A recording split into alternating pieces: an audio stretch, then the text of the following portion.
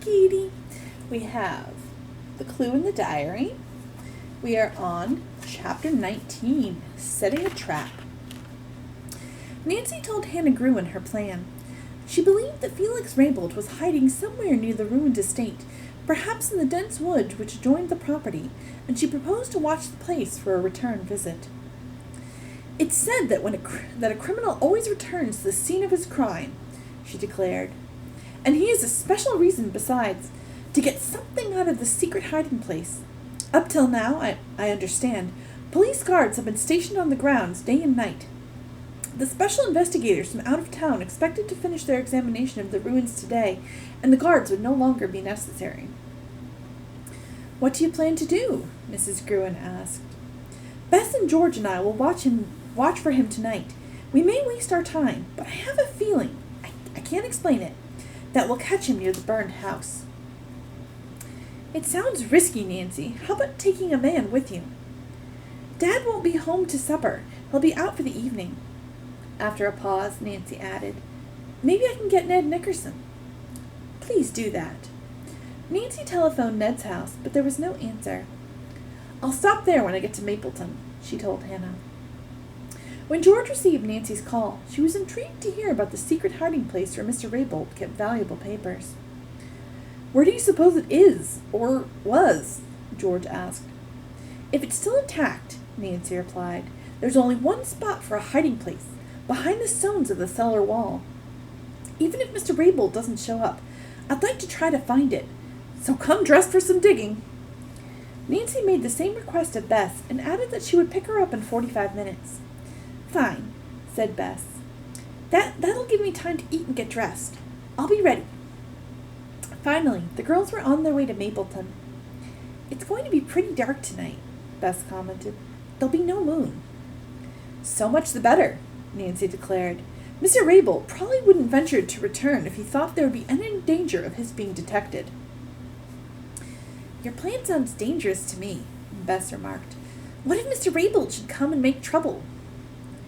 We'd be 3-1, Nancy returned. Of course, it would be better if we had a man along.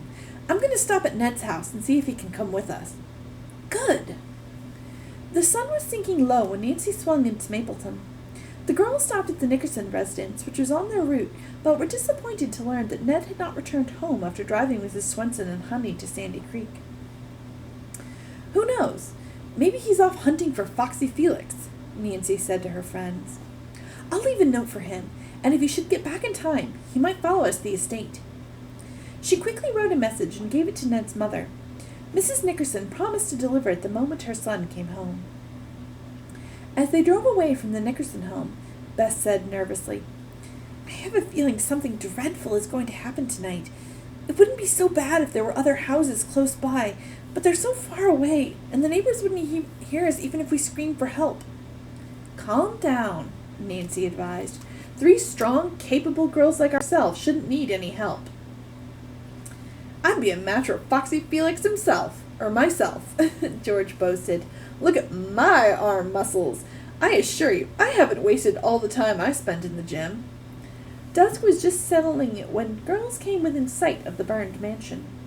The Raybould estate looked unpleasantly lonely. Even George felt less inclined to joke as she realized that within a few moments it would be dark. Nancy drove past the estate and hid the convertible in a dense clump of trees. We'll leave the car here, she said, and go quietly up the driveway. The girls armed themselves with flashlights, a pick, and 2 lightweight shovels. Then they went cautiously along the road and turned into the estate. No one came to challenge them as they reached the ruined house. A few charred beams which had not fallen to the ground stood like sentinels guarding the wreckage. In the dimness, the girls could easily imagine that they were ghostly figures. This is going to be spookier than I figured, Bess chattered nervously. Nancy, you do have the wildest ideas. The girl detective did not reply to this. When she was fairly certain no one else was around, she turned on her flashlight and played it on the stone walls of the house's foundation. Nancy realized it would be a Herculean task to move the debris away to inspect them. Nevertheless, she set the light on a pile of rubble and began to shovel away the heap of plaster. What do you expect to find? George asked, turning on her flashlight and setting it down. "And tell me how I can help." "A safe," Nancy answered. "And how about you girls taking turns with the pick and shovel? The other one act as lookout." Bess posted herself as guard while the others worked. Nancy and George uncovered several feet of wall, but found no loose stones or anything indicating a section to open. The stones were tightly cemented. Suddenly Bess whispered hoarsely, "Put out the lights! I hear someone coming!" The flashes were clicked off, and the three girls crouched down. They could hear nothing now. "I'm sure I wasn't mistaken," Bess said. "I believe we'd better quit this work and hide," said Nancy. "If Mr. Raybould is coming, he'll probably be here soon." "Maybe he's the person I heard," Bess whispered. "All the more reason for us to pretend to be leaving in case he's watching us," George spoke up. The girls left the ruins without turning on their lights, stumbling and falling over the debris. They went down the driveway, but before reaching the end, Nancy said, "Let's leave the tools here, go into the woods, and sneak back toward the ruins." They hid the pick and shovels and retraced their steps. Nancy found a place behind a clump of bushes only a short distance from the ruins. The shrubs concealed the girls, yet disclosed a view of the driveway in the woods. Nancy and her friends settled themselves as comfortably as possible, but from the first, insects made it plain that they resented the intrusion. A half-hour passed, then an hour. The girls were startled several times as twigs crackled or dead limbs of trees crashed in the breeze. "The bugs have nearly eaten me up," Bess complained, "and my back feels as though it were broken." "You'll become paralyzed after another hour or so," Nancy grinned. "How long do you propose staying here?" George demanded. "It must be almost midnight now." "It isn't even 10 o'clock yet," Nancy laughed. "Well, I don't think Mr. Raybould is coming, or he'd have been here by this time," Bess said sleepily. "Why don't we go home?" "I want to stay a while longer," Nancy returned quietly. Again, the girls became silent. Bess and George, having accustomed themselves to their hiding place, stretched out and left Nancy to keep watch.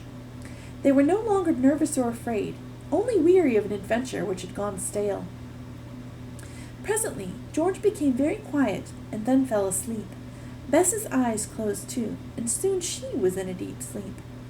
How long the cousins slept, they had no idea. But suddenly they were awakened by a scream and the sound of running feet in the driveway. "Nancy!" cried George, jumping up.